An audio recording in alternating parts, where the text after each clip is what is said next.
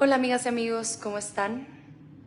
Quiero compartirles una información muy importante, muy trascendente para la nación, para el pueblo de México, en plena discusión de la reforma al Poder Judicial.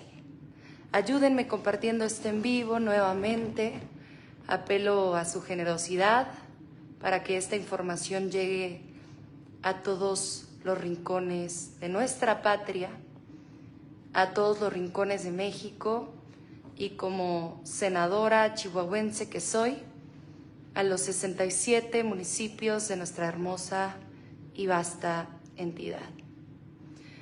Quiero ofrecerles una explicación a quienes estuvieron presentes de cómo inició la discusión de la reforma al Poder Judicial en el Senado de la República. Quiero ofrecerles una explicación de qué fue lo que sucedió en este momento, en donde nos encontramos las y los senadores, el movimiento de la Cuarta Transformación, y cuál es el siguiente paso. Miren, la discusión arrancó a las 2:30 de la tarde. Tras haber concluido la primera sesión del día, en donde se le dio primera lectura a la minuta que contiene la reforma al Poder Judicial, se cierra esa sesión y se abre una nueva. La presidenta de la Comisión de Puntos Constitucionales, la senadora Ernestina Godoy, expuso en 15 minutos el contenido de este dictamen. Después de la presentación de este dictamen vinieron una serie de mociones suspensivas de parte de senadores de oposición, del PRI, del PAN y de Movimiento Ciudadano, diciendo que estamos incurriendo en desacato porque existen resoluciones de juzgados federales mandatando la suspensión de la discusión de la reforma al Poder Judicial, que son sentencias inacatables porque esos jueces federales no tienen competencia alguna para entrometerse en la discusión de una reforma constitucional. El poder legislativo es un poder independiente. Ellos tanto que dicen defender la independencia y la división de los poderes. Las y los senadores de la República tenemos la facultad de modificar la Constitución cumpliendo con una serie de requisitos que están establecidos dentro de nuestra Carta Magna, que tienen que ver con el número de votos con el que se aprueban estas reformas constitucionales, que son las mayorías calificadas tanto en Cámara de Diputados como en el Senado de la República. En lo que se presentaban estas mociones de suspensión, Movimiento Ciudadano alargó la discusión con una mentira basada en un dicho en la red social X, que antes era Twitter, en donde el presidente nacional de Movimiento Ciudadano acusó a las autoridades locales del estado de Campeche de haber detenido al senador campechano de Movimiento Ciudadano y a su padre. Esta discusión duró cerca de 45 minutos, en donde además de haberle contestado a Movimiento Ciudadano que ya en Morena se había tenido contacto con el senador, se leyó un comunicado oficial de la gobernadora Laida Sansores para que no quedara duda sobre el paradero y la libertad de el senador campechano y de su familia y de su padre. Finalmente termina ese debate que no tenía ni pies ni cabeza, que estaba basado en una mentira y que solo pretendía alargar la discusión de la reforma al Poder Judicial. ¿Y qué sucedió? Solicitó licencia el senador Miguel Ángel Yunes. Solicita licencia y viene y toma protesta su señor padre, también Miguel Ángel Yunes, del estado de Veracruz. Unos Márquez, otros Linares. Y anuncia que su voto será a favor de la reforma al Poder Judicial, consiguiendo así los 86 votos necesarios para aprobar una reforma constitucional. Aquí necesito hacer un paréntesis.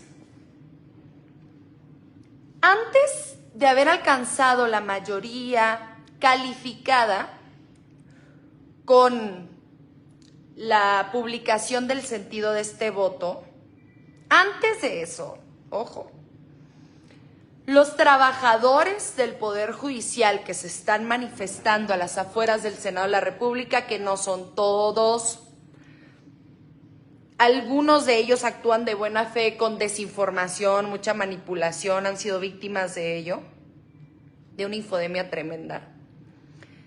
Pero otros de ellos ni siquiera son trabajadores. Allí pues hay familiares de algunos senadores de oposición, hijos de algunos senadores de oposición, de algunas senadoras del PRI y de algunos senadores del PRI.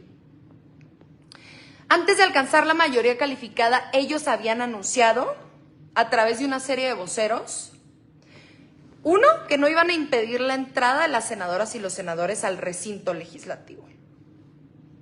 Y dos, que no iban a impedir el curso de la sesión, que ellos se iban a manifestar de forma pacífica, que todo iba a transcurrir con plena normalidad. Regreso al asunto de la mayoría calificada. Una vez se anuncia el sentido del voto del senador Miguel Ángel Yunes, la estrategia tanto de los prianistas y MC como de los manifestantes a las afueras del Senado cambia completamente, y entonces la actitud de relativa tranquilidad, que ya vimos que era una ficción, cambió. Y entonces entraron en modo Chuya Díaz. ¿Quién es Chuya Díaz? La senadora del PAN de Aguascalientes, que llamó a linchar y a golpear a todos aquellos los senadores que se atrevan a votar a favor de la reforma al Poder Judicial. Y entonces cambia la actitud, se vuelve otro tipo de actitud y se brincan unas vallas donde está la escalera del hemiciclo. Entran al hemiciclo, que es el área que ustedes conocen del patio del Senado, todavía no al interior del salón de sesiones. Suben algunos de ellos las escaleras, otros se trepan. Como son puertas de cristal, las jalan y los guardias de seguridad, el personal de resguardo, pues quiso evitar un accidente, porque pues es vidrio, es cristal. Y entonces finalmente les sueltan las puertas y ellos jalan las puertas de cristal y se meten al salón de sesiones cerca de 100 manifestantes, unos de ellos muy violentos, muy violentos.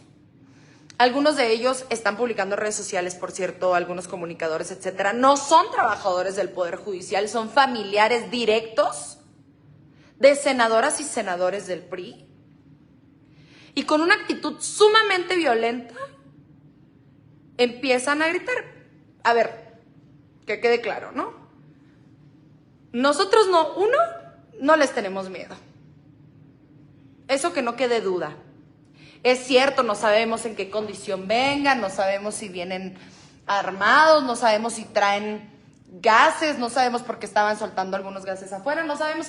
Pero ninguno de los senadores, ninguna de las senadoras del Partido Verde, del Partido del Trabajo y de Morena huyó del recinto por temor. Ninguno. Todos estábamos parados, firmes, escuchando, pues, de algunos de ellos demandas que pueden ser escuchadas y de algunos de ellos, francamente, solamente insultos.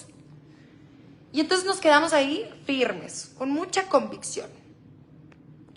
Y en eso nos damos cuenta nuevamente que la estrategia es, en lugar de dialogar, en lugar de conversar, en lugar de mejorar la reforma al Poder Judicial, ¿qué pretenden? Alentar, ralentizar, bloquear la discusión de la reforma al Poder Judicial. Miren, la comitiva directiva de esa manifestación fue recibida el día de ayer por el presidente del Senado, Gerardo Fernández Noroña. Y con él se comprometieron, no vamos a tomar el recinto, vamos a permitir que entren los senadores, vamos a permitir el desarrollo normal de la sesión. Y nomás se enteraron de la mayoría calificada, buscaron atropellar el proceso legislativo. No decimos que el diálogo ha terminado. Vamos a seguir la discusión de la reforma al Poder Judicial. Pero el diálogo no puede ser llevado a cabo con personas, en primer lugar, que están haciendo un llamado para atentar en contra de la vida de las y los senadores de la República que votaremos a favor de la reforma al Poder Judicial. No puede haber un diálogo con personas que hacen un llamado a linchar y a golpear a seres humanos, se dediquen o no a la política. No puede haber diálogo con personas que están dispuestos a romper cristales, que están dispuestos, porque hay unos videos bien tristes de manifestantes, y le hago así porque hay algunos que no eran manifestantes legítimos, rociando con el gas de los cilindros extintores al personal de resguardo. ¿Qué culpa tiene el personal de resguardo? Clase trabajadora, honesta, que está haciendo su trabajo. ¿Qué culpa tienen ellos? Tremendo. No hay posibilidad de diálogo con ellos. ¿Con quién sí hay posibilidad de diálogo? Con ustedes, con el pueblo de México, con los 36 millones de mexicanos que votaron a favor de la continuidad del movimiento de la transformación que encabezará la doctora Claudia Sheinbaum Pardo, próxima presidenta de México, y que arrancó el licenciado Andrés Manuel López Obrador.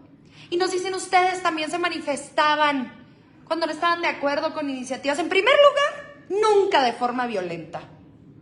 El llamado siempre fue a una manifestación pacífica. Ni una gota de sangre se derramó. Ni una gota. Y en segundo lugar, y muy importante también, siempre promovidos por los valores universales de la igualdad, de la justicia, del bienestar y de la solidaridad. No defendiendo los privilegios de unos cuantos. No defendiendo salarios millonarios de ministros de la Suprema Corte de Justicia de la Nación. No defendiendo jueces que liberan todos los días a criminales a través de amparos. Entonces, claro que hay una diferencia enorme, abismal. ¿Qué va a pasar ahora, Andrea? Veo que algunos me están preguntando.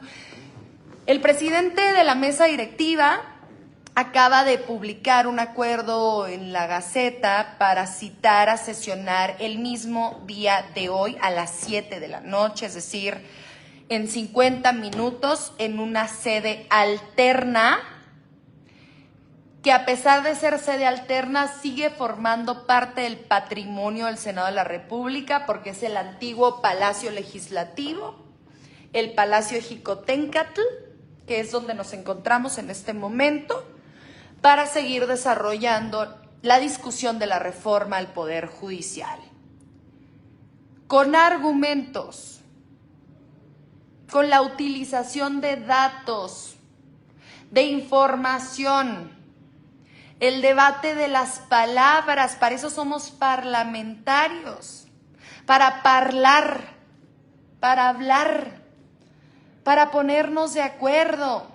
Y si no nos ponemos de acuerdo, que quede asentado, ¿por qué no? ¿Qué defendemos unos y qué defienden los otros? No a los golpes, no a las amenazas de linchamiento, no a las amenazas de tentativas de homicidio. No, así no, así no. Que viva México, que viva Andrés Manuel López Obrador, que viva Claudia Sheinbaum, que viva la Cuarta Transformación, como nos están poniendo aquí todas y todos. De verdad, no le tenemos miedo. No le tenemos miedo, en primer lugar, a la persecución que se vendrá en contra de nosotros de carácter judicial, a través de estas ministras y ministros que están manipulando a los trabajadores del Poder Judicial con desinformación, que pretenden acusarnos de un desacato judicial. No le tenemos miedo. No. Yo con todo gusto me entrego si mi delito es haber votado por convicción, por principios y por mandato popular. Porque así nos lo ha pedido el pueblo de México, porque el 80% de las y los mexicanos está a favor de esta reforma al Poder Judicial, con todo gusto. No le tenemos miedo tampoco a recibir insultos, a ser víctimas de agresiones. No le tenemos miedo porque nuestro compromiso original es no fallarle al pueblo de México, y nosotras y nosotros no les vamos a fallar porque sí tenemos palabra.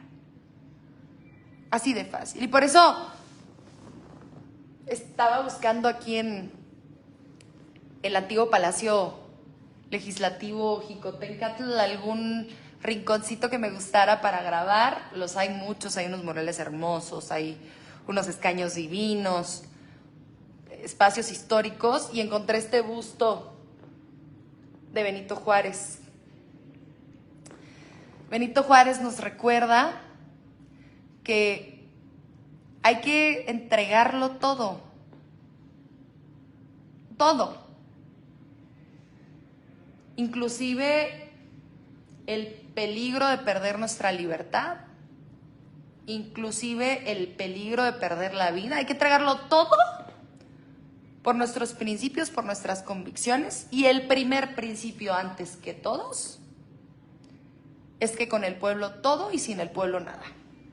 Una frase de este extraordinario indígena zapoteco que llegó a ser presidente de la República. Y un abrazo a toda la gente hermosa de Guelatao, a toda la gente hermosa del pueblo de Oaxaca. Un besote. Miren a qué gigante tenemos acá. No les tenemos miedo. Tenemos firmes nuestras convicciones, firmes nuestros principios y firme la estrategia para lograr la aprobación de la reforma al Poder Judicial, le guste o no a esa casta dorada que recibe privilegios todos los días a manera de salarios millonarios y a manera de integración de fideicomisos opacos y sin transparencia.